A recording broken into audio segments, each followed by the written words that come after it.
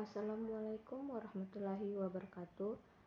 Perkenalkan, nama saya Agnita Tang di Bali dengan NIM L0211911030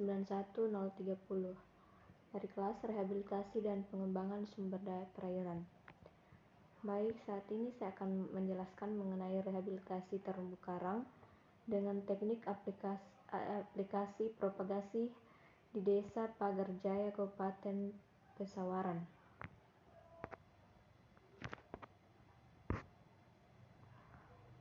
Pendahuluan, terumbu karang merupakan endapan masif yang penting dari kalsium karbonat, terutama dihasilkan oleh hewan karang Scleractinia dengan sedikit tambahan alga berkapur dan organisme-organisme lain yang mengeluarkan kalsium karbonat.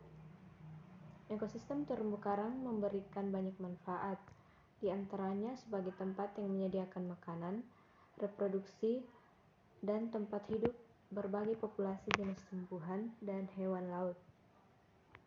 Desa Pagarjaya berada di pesisir pantai Pesawaran, memiliki ekosistem terumbu karang dengan panjang paparan terumbu atau reef flat sekitar 100 meter dari pantai, kecuali di bagian timur terumbu karangnya sangat sempit.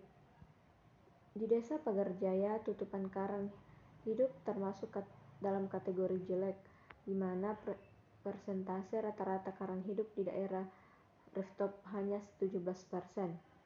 Persentase karang mati daerah rooftop juga relatif tinggi, yakni mencapai 32%. Banyaknya terumbu karang yang rusak dikarenakan ulah wisatawan yang tidak ramah lingkungan dengan melakukan aktivitas diving atau snorkeling yang merusak dan membuang sampah sembarangan. Sampah-sampah ini terutama sampah plastik yang mencemari perairan dan wilayah terumbu karang yang menyebabkan menghambat pertumbuhan terumbu karang itu sendiri.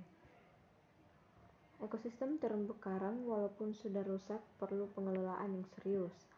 Pengelolaan tersebut seperti upaya rehabilitasi kondisi ekosistem yang rusak.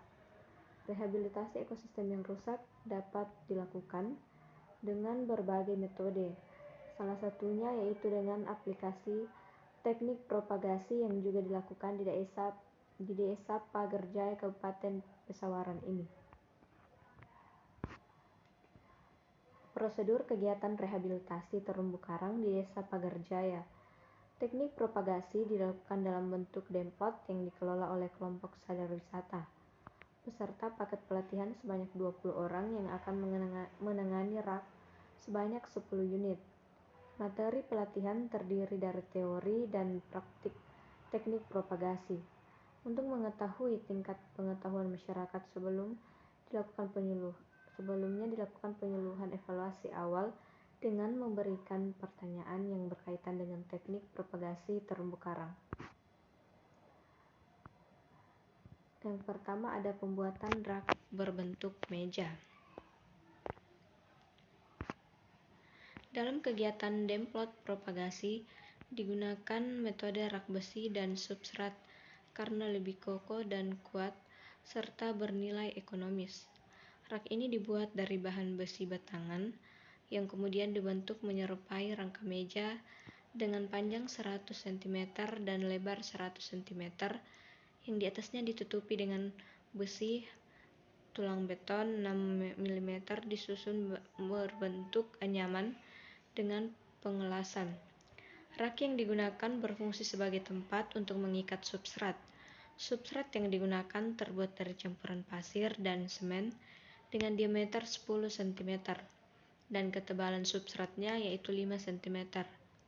Pada bagian tengah substrat terdapat lubang tiang yang terbuat dari pipa PVC 3/4 inci setinggi 20 cm yang berfungsi sebagai tempat mengikat fragmen karang.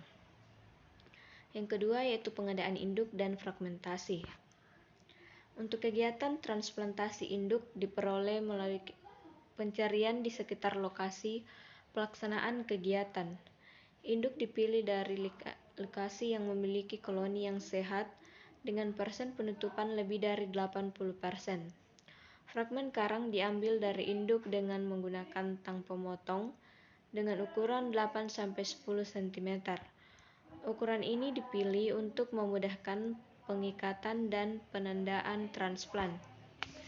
Selanjutnya yaitu pengikatan substrat pada rak. Substrat yang sudah dibuat di lokasi diikat terlebih dahulu di rak menggunakan kabel tis yang bertujuan agar substrat terikat secara kuat dan tidak akan jatuh atau goyah ketika terkena arus dan selama pengangkutan dari pengikatan fragmen ke lokasi penenggelaman rak. Selanjutnya itu pemindahan rak ke lokasi penanaman. Setelah fragmen terikat pada substrat, rak tersebut dipindahkan ke lokasi penanaman yang sudah ditentukan dengan menggunakan kapal. Pengangkutan rak menggunakan kapal juga bertujuan untuk mempercepat pemindahan karena dapat mengangkut beberapa rak dalam sekali perjalanan. Selanjutnya yaitu pengikatan fragmen pada substrat. Fragmen karang yang dikumpulkan kemudian diikat pada substrat pada tiang pipa PVC menggunakan kabel tis. Pengikatan dilakukan di pinggir pantai dalam kondisi rak dan substrat terendam. Hal ini dilakukan agar fragmen tidak terpapar udara dan fragmen akan selalu dalam air guna menghindari stres pada fragmen. Selanjutnya yaitu monitoring.